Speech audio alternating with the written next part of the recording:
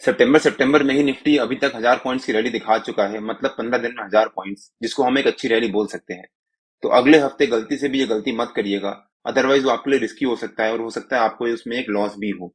इस वीडियो में मैं कवर करूंगा कि मैं किस रिस्क की बात कर रहा हूं, और उसके बाद कवर करेंगे कि निफ्टी के अगले हफ्ते के लेवल्स क्या रह सकते हैं। और अगर आपको रिस्क नहीं लेना है तो वीडियो एंड तक जरूर देखिएगा। लेकिन अगर आप डायरेक्टली अगले हफ्ते के लेवल्स पे जंप करना चाहते हो तो आप इस टाइम स्टैम्प पे जाकर देख सकते हो। Hello friends, welcome to trade to spend. Nifty के वीकली एनालिसिस के एक और वीडियो में आपका स्वागत है। होप आपने हमारा पिछले हफ्ते का वीडियो देखा होगा, जिसमें हमने अपने इस हफ्ते के लेवल शेयर किए थे। हमने जैसा मेंशन किया था, निफ्टी ने ऑलमोस्ट वैसा ही मूवमेंट दिया। अगर आपने वो वीडियो नहीं देखा है तो उसका लिंक मैंने डिस्क्रिप्शन में डाल दिया है, और आपको ऊपर यहाँ पर आई बटन में मिल जाएगा। अगर हम निफ्टी के डेली चार्ट पे देखें एक बार, तो डेली बेसिस पे जैसा मैंने मेंशन किया था, निफ्टी ने ऑलमोस्ट वैसा ही मूवमेंट दिया। हमने कहा था कि निफ्टी अगर मंडे को जो पिछले हफ्ते का हाई है उसके ऊपर क्लोजिंग देता है, पिछले हफ्ते का हमारा हाई था 19867, निफ्टी ने मंडे को उसके ऊपर क्लोजिंग दी। और अगर निफ्टी मंडे को उसके ऊपर क्लोजिंग देता है और ट्यूसडे या वेडनेसडे को मंडे के हाई के ऊपर क्लोजिंग देता है, तो वो निफ्टी के लिए पॉजिटिव हो जाएगा और हो सकता है उसके बाद निफ्टी ऊपर की तरफ एक अच्छी मूव दिखाए। निफ्टी ने मंडे को एक अच्छी क्लोजिंग दी, ट्यूसडे को निफ्टी ने मंडे के क्लोजिंग के पास ही क्लोजिंग दी, लेकिन वेडनेसडे को निफ्टी ने ऊपर की तरफ एक बहुत अच्छा मूव दिखाया और मंडे के हाई के ऊपर क्लोजिंग दी। और जैसा मैंने कहा था, अगर निफ्टी वेडनेसडे को या ट्यूसडे को मंडे के हाई के ऊपर क्लोजिंग देता है तो हो सकता है निफ्टी के लिए पॉजिटिव हो, और उसके बाद थर्सडे फ्राइडे को निफ्टी ने ऊपर की तरफ एक बहुत अच्छा मूव दिखाया और एक अच्छी क्लोजिंग दी है। वेडनेसडे, थर्सडे, फ्राइडे निफ्टी ने 3 दिन लगातार इस हफ्ते 20,000 का जो हमारा रेजिस्टेंस था वीकली का, उसके ऊपर क्लोजिंग दी है और एक स्ट्रॉन्ग क्लोजिंग दी है। प्लस अगर हम ध्यान से देखें तो निफ्टी 1 सितंबर से लेकर अभी तक करीब 15 दिन में निफ्टी ने हर रोज एक हायर हाइज और हायर लोज बनाकर एक ट्रेड किया है, और पिछले दिन के लो के नीचे क्लोजिंग नहीं दी है या फिर ट्रेड भी नहीं किया है। यहाँ पर निफ्टी ने 2 रेड कैंडल्स बनाई, बट वो भी पिछले दिन का जो लो था उसके ऊपर ही ट्रेड करता रहा, उसके नीचे निफ्टी ने ट्रेड भी नहीं किया। तो ये निफ्टी के लिए काफी पॉजिटिव हो जाता है। अगर हम ध्यान से देखें तो निफ्टी ने थर्सडे को एक spinning top sort of candlestick pattern बनाया था, जो कि एक इंडिकेशन होता है कि हो सकता है अब ट्रेंड रिवर्सल हो।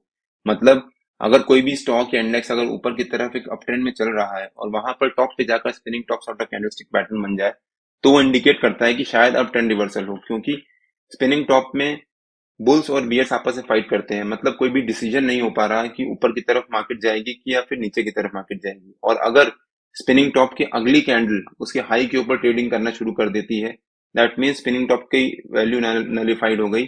बट अगर स्पिनिंग टॉप का जो लो है उसके नीचे अगली कैंडल क्लोजिंग देती है, तो वो इंडिकेशन होता है कि हो सकता है अब नीचे की तरफ मार्केट में ट्रेंड शुरू हो जाए। वही हाल नीचे की तरफ होता है। अगर नीचे की तरफ मार्केट या स्टॉक भी जा रहा है और नीचे अगर spinning top sort of candlestick बन जाए, तो उसका इंडिकेशन होता है कि अब हो सकता है ट्रेंड रिवर्स हो और मार्केट वापस ऊपर की तरफ जाए।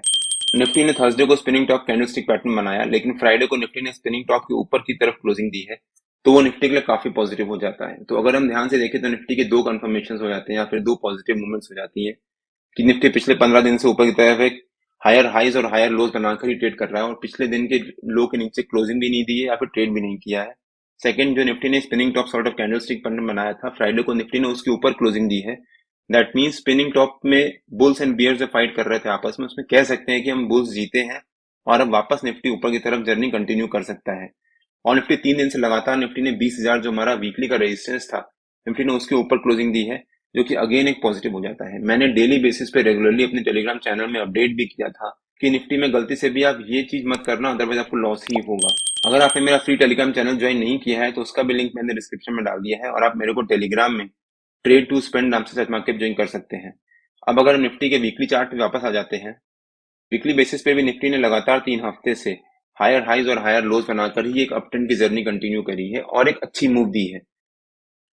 निफ्टी ने 20,000 का जो हमारा वीकली का रेजिस्टेंस है उसके ऊपर क्लोजिंग दी है और वहां पर सस्टेन भी किया है 3 दिन लगातार, जो निफ्टी के लिए पॉजिटिव हो जाता है।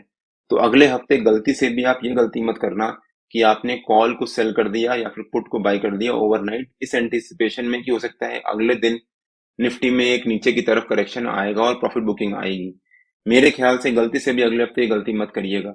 मैं ये रिकमेंड नहीं कर रहा कि आप जाकर कॉल बाय करके बैठ जाएं या फिर पुट सेल करके बैठ जाएं, लेकिन मैं ये जरूर रिकमेंड कर रहा हूं कि गलती से भी अगले हफ्ते निफ्टी का कॉल सेल या फिर निफ्टी का पुट बाय करके ओवरनाइट मत जाइएगा। हो सकता है आपको एक लॉस हो। तो अब देखते हैं कि निफ्टी के अगले हफ्ते के लेवल्स क्या रह सकते हैं। मेरे ख्याल से निफ्टी का जो अगले हफ्ते का रेजिस्टेंस रह सकता है वो समवेयर अराउंड 2319 के आसपास। और जो निफ्टी का अगले हफ्ते का सपोर्ट रह सकता है वो समवेयर अराउंड 19650 के आसपास। 19650 निफ्टी का इंपॉर्टेंट लेवल था जिसको निफ्टी ने ब्रेक किया था पिछले 2 हफ्ते पहले और उसके ऊपर सस्टेन किया था। फिर निफ्टी ने ऊपर की तरफ एक अच्छी रैली दिखाई थी, जैसा मैंने अपने वीकली के वीडियोस में कवर भी किया है। तो हो सकता है निफ्टी की अगले हफ्ते की ब्रॉडर रेंज रह सकती है 2319 और 19650 के आसपास। और हो सकता है निफ्टी अगले हफ्ते इसी रेंज के बीच में ट्रेड करे। और अगर हम एक नैरो रेंज देखें तो जो पिछले हफ्ते का निफ्टी का हाई था 2222, या हम कह सकते हैं 2225 के आसपास, हो सकता है निफ्टी का डेली बेसिस पे जो इस वीक का रेजिस्टेंस हो वो 2225 के आसपास हो। और जो इस हफ्ते का सपोर्ट रह सकता है वो 19987 के आसपास।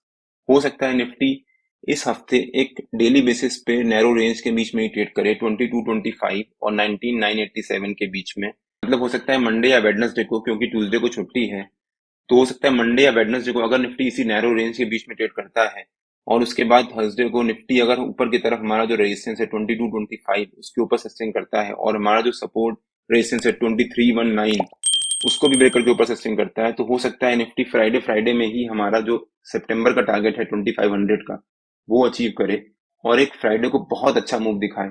बट अगर निफ्टी मंडे और वेडनेसडे को इसी नैरो रेंज के बीच में ट्रेड करता है और थर्सडे को नीचे की तरफ जो हमारा सपोर्ट है 19987 उसको ब्रेक करके नीचे सस्टेन करता है, तो हो सकता है निफ्टी में नीचे की तरफ भी करेक्शन आए।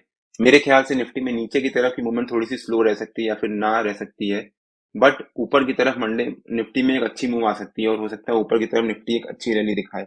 तो मैं अगेन रिकमेंड करूंगा कि गलती से भी निफ्टी में कॉल सेलिंग या फिर पुट बाइंग करके ओवरनाइट मत जाइएगा, हो सकता है उसमें आपको लॉस ही हो। निफ्टी और बैंक निफ्टी के जो भी लेवल्स होते हैं वो डेली बेसिस पे मैं अपने टेलीग्राम चैनल में पोस्ट करता रहता हूँ। अगर आपने मेरा टेलीग्राम चैनल ज्वाइन नहीं किया है तो उसका लिंक मैंने डिस्क्रिप्शन में डाल दिया है और आप मेरे को टेलीग्राम में ट्रेड टू स्पेंड आराम से सर्च मार के ज्वाइन कर सकते हैं। अगर आपको वीडियो अच्छा लगा हो तो please like share and subscribe और बेल आइकन जरूर हिट कर लीजिएगा सो दैट जब भी मैं अपना अगला वीडियो पोस्ट करूं आपको नोटिफिकेशन आ जाए।